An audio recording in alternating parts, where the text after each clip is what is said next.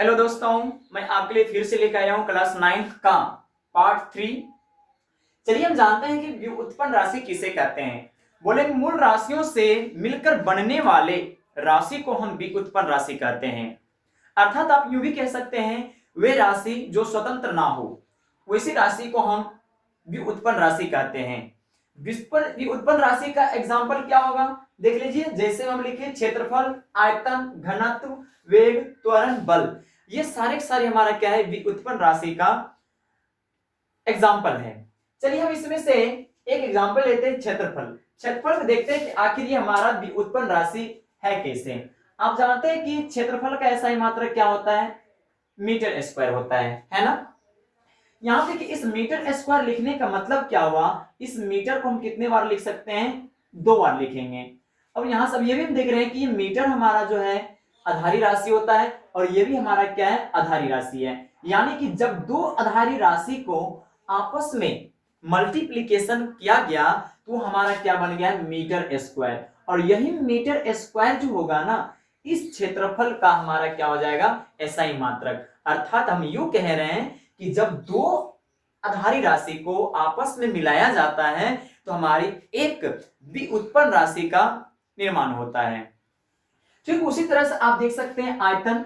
आयतन भी क्या होता है, आयतन का आप जानते हैं, आयतन को हम v से लिखते हैं और इसका एसआई मात्रक क्या हो जाएगा, मीटर क्यूब हो जाएगा, है ना। अब देखिए यहाँ पे v लिखने का मतलब क्या हुआ, इस यहाँ पे मीटर क्यू लिखने का मतलब क्या हुआ, इस मीटर क्यूब को हम 3 बार लिखेंगे, यानी कि इस m को हम 3 बार लिखेंगे। तो यहाँ हम देख रहे हैं कि m भी हमारा क्या है, व्युत्पन्न आधारी राशि है और ये m भी हमारा आधारी, और ये तीनों क्या है, हमारा आधारी राशि। जब इन तीनों आधारी राशि को जब आपस में मिलाकर एक यूनिट एम क्यू के रूप में बनाया गया तो यही यूनिट एम क्यू जो होगा हमारी इस राशि का व्युत्पन्न राशि का नाम दिया जाएगा। ठीक है, तो आप यहां से देख सकते हैं क्षेत्रफल, आयतन, घनत्व, वेग, त्वरण, बल, ये सारी सारी जितने भी हमारी राशि है ना, ये हमारा व्युत्पन्न राशि है। क्यों व्युत्पन्न राशि होगा, क्योंकि कहीं ना कहीं ये राशि जो है दो या दो से अधिक हमारी जो होगी आधारी राशियों से मिलकर बनाया गया होगा, इसीलिए हम इसको कहेंगे व्युत्पन्न राशि कहेंगे। चलिए अब हम जानते हैं कि मूल राशि तथा व्युत्पन्न राशि में अंतर क्या है। देखिए आप वैसे जानते हैं कि आधारी राशि क्या होता है, आधारी राशि का आप कहेंगे वे राशि जो स्वतंत्र होता है, वैसे राशि को हम क्या कहते हैं, आधारी राशि कहते हैं। तो और देख लीजिए यहाँ से एक तरफ मैंने मूल राशि लिखा और दूसरी तरफ मैंने व्युत्पन्न राशि लिखा। मूल राशि में हम जानते हैं कि यह स्वतंत्र होता है, इसे बनाने के लिए किसी किसी अन्य राशि की आवश्यकता नहीं होती है, यह स्वतंत्र होता है। यह जो जबकि व्युत्पन्न राशि जो होता है यह स्वतंत्र नहीं होता है, क्योंकि इस राशि को बनाने के लिए हमें एक से अधिक आधारी राशियों की आवश्यकता होती है, और जिस आधारी राशि की मदद से हम क्या करते हैं, व्युत्पन्न राशि को लिखते हैं। आधारी राशि जो होगी इसकी संख्या जो होती है एक पद में होती है, जबकि इसकी संख्या जो होगा ना एक से अधिक पद में होता है। इसकी संख्या होती है, आधारी राशि की जो संख्या होगी 7 होती है, जबकि इसकी संख्या अनिश्चित होता है, मतलब अनेक होता है। क्लियर। देखिए अब हम जानते हैं कि मात्रक किसे कहेंगे।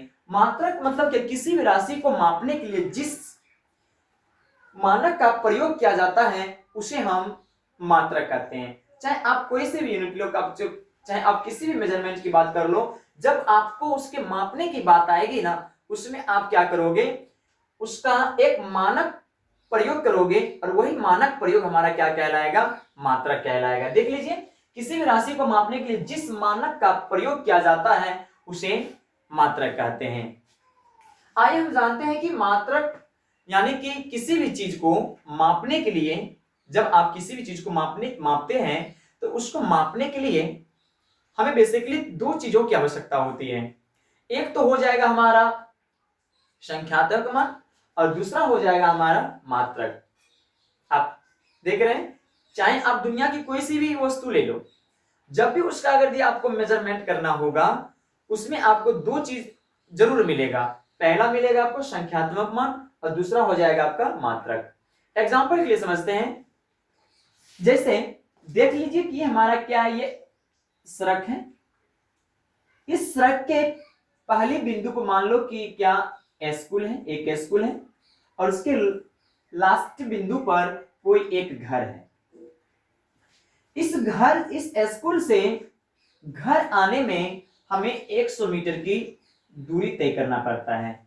यानी कि हम ये कह सकते हैं कि इस घर से स्कूल तक की जो रास्ता की लंबाई है ना, वो हमारा 100 मीटर है। अब इस 100 मीटर हम यूं देख रहे हैं कि ये यहां पे लिखा मैंने 100 मीटर। इस 100 मीटर में हमारा दो चीजें हैं, एक है क्या हमारा 100 और दूसरा है हमारा मीटर। ये 100 है ना, इसी 100 को हम क्या कहते हैं, संख्यात्मक मान कहते हैं, और इस m को हम कहते हैं मात्रक। अगर और यही 100 संख्यात्मक मान और मात्रक जब आपस में मिलता है ना, तभी आप किसी वस्तु के एक एग्जैक्ट यूनिट बता सकते हैं, एक एग्जैक्ट उसकी माप बताते हैं। अगर यदि हमें बेसिकली अगर मैं कहता स्कूल से घर हमारा 100 है, तो आप क्या समझते इसका, क्या समझते कि ये क्या बोल रहा है? जब तक मैं इसमें इसका कोई यूनिट नहीं लगाऊंगा, इस संख्यात्मक मान के साथ जब तक मैं कोई यूनिट नहीं लगाऊंगा, तब तक हमें कंप्लीटली रूप से कोई रिजल्ट नहीं आएगा। इसलिए अगर यदि मैं कहूं एक स्कूल से हमारा घर जो है 100 मीटर पे है, तो इसका मतलब क्या आप समझते हैं कि इसका घर जो है ना एग्जैक्ट 100 मीटर की दूरी पर होगा। अगर मैं बेसिकली अगर वैसे बोल दूं 100, तो आप क्या समझोगे ये 100 क्या है? ये 100 तो मैं कोई चीज की संबोधित नहीं करता है। अगर इसे मीटर लगा देता हूं, आप समझेंगे कि ये 100 मीटर बोला है ना, इसका मतलब कोई ना कोई ये क्या होगा, किसी जगह से दूसरे जगह की क्या होगी, दूरी होगी। चलिए अब हम जानते हैं कि मात्रक जो होता है ना हमारा दो प्रकार की होती है। पहला हो जाता है हमारा आधारी मात्रक और दूसरा होता है हमारा व्युत्पन्न मात्रक। आधारी का मतलब होता है मूल मात्रक। तो मूल मात्रक किसे कहेंगे? बोलेंगे मूल राशि से उत्पन्न होने वाले मात्रक को मूल मात्रक कहते हैं। दूसरी व्युत्पन्न मात्रक किसे कहेंगे? बोलेंगे व्युत्पन्न राशि से उत्पन्न होने वाले मात्रक को हम व्युत्पन्न मात्रक कहते हैं। आई होप, मैं आशा करता हूं कि हमारी यह वीडियो आप लोगों को पसंद आया होगा। अगर यदि पसंद आया होगा तो मेरे इस चैनल को लाइक एंड सब्सक्राइब जरूर कीजिएगा। Thank you.